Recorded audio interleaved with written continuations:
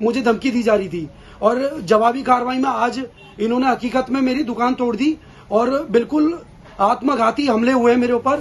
कुछ टूट चुका है, सब कांच बिखरे हुए हैं, पत्थर भी इतने हैवी थे, किसी के सर पे लग जाता तो ऑन द स्पॉट उसकी डेथ भी हो सकती थी।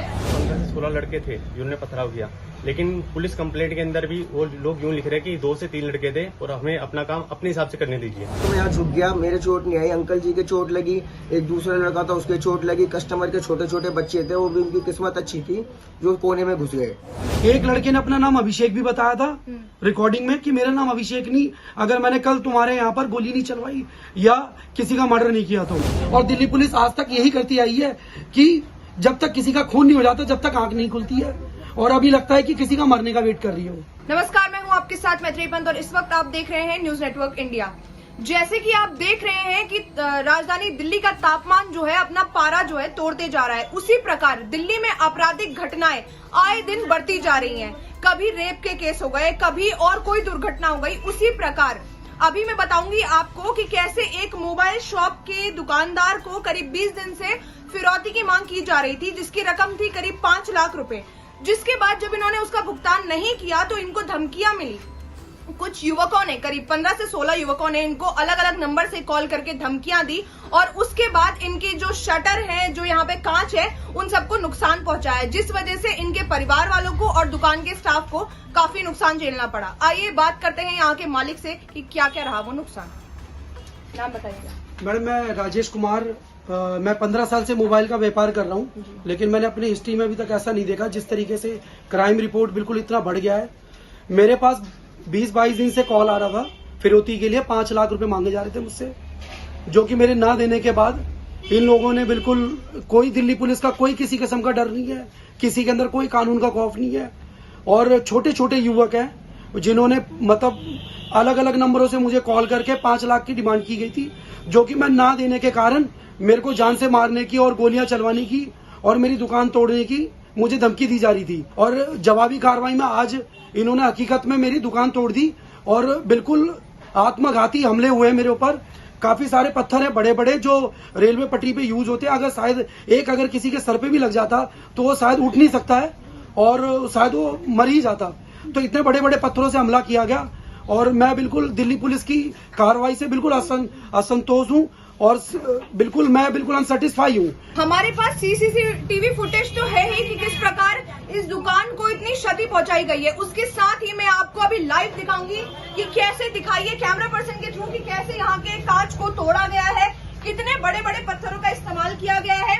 देखिए, अगर ये पत्थर किसी को भी लग जाए तो कितनी चोट पहुंचा सकते हैं। इनकी दुकान में काम करने वाले और इनके सहयोगी, साथ ही इनके फैमिली वाले, जो कि इनके पिताजी यहाँ पर मौजूद थे, उनको चोटें भी आई हैं।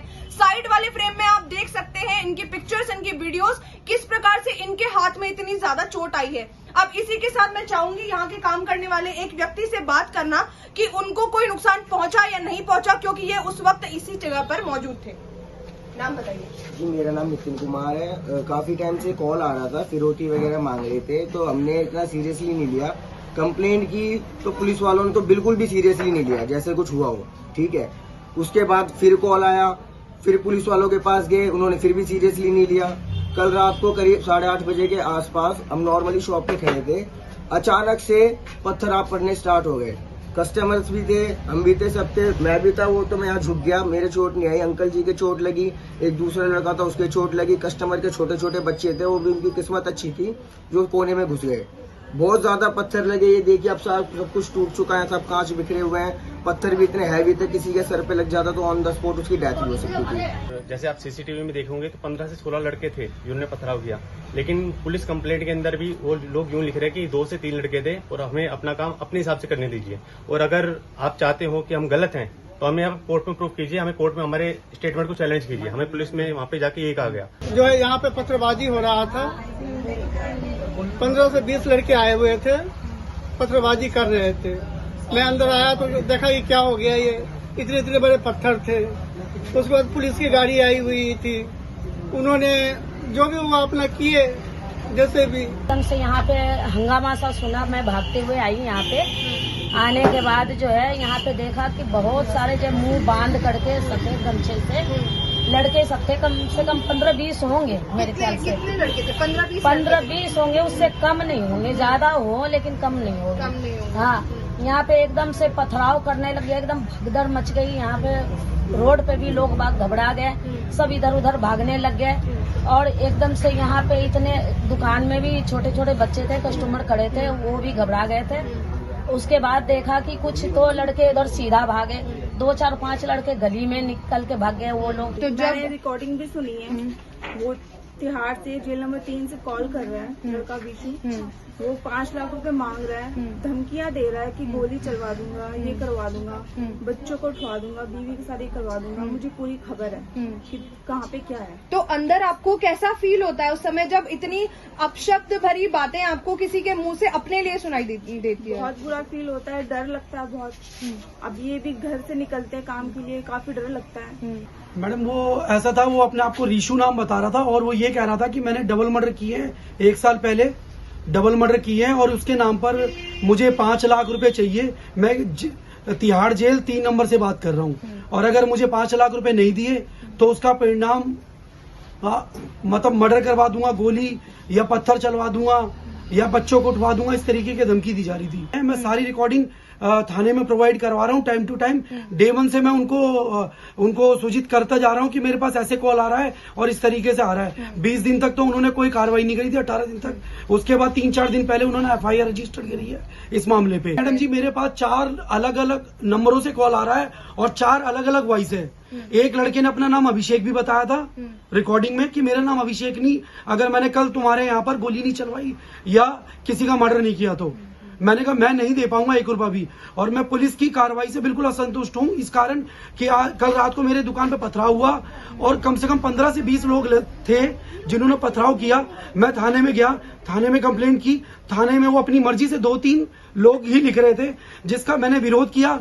तो मुझे कहते कि आप इस बात को कोर्ट पे चैलेंज कर सकते हैं। वो हेड कांस्टेबल, उनका नाम विनोद कुमार था और मैंने उनसे काफी गुहार करी कि मैं पहले से ही परेशान हूं, मेरी आपसे रिक्वेस्ट है कि सर मेरी कंप्लेंट को ध्यान से और ध्यानपूर्वक सुना जाए।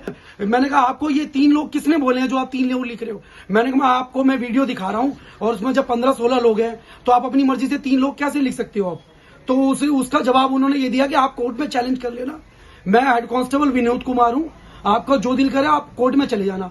मैं तो यही लिखा और मेरे से ये साइन करवा लिए उन्होंने पेपर पे और मुझे बताया भी नहीं। और मैंने जब बाद में पढ़ा, मैंने कहा जी ये गलत रिपोर्ट है, आप अभी भी खाना पूर्ति कार्रवाई कर रहे हो जो 20 दिन से चल रहा है। अभी लगता है कि आप इस चक्कर में कि किसी का एक आधे का मर्डर हो जाएगा जब जाके आपकी आंख खुलेगी। और दिल्ली पुलिस आज तक यही करती आई है कि जब तक किसी का खून नहीं हो जाता जब तक आंख नहीं खुलती है, और अभी लगता है कि किसी का मरने का वेट कर रही हो।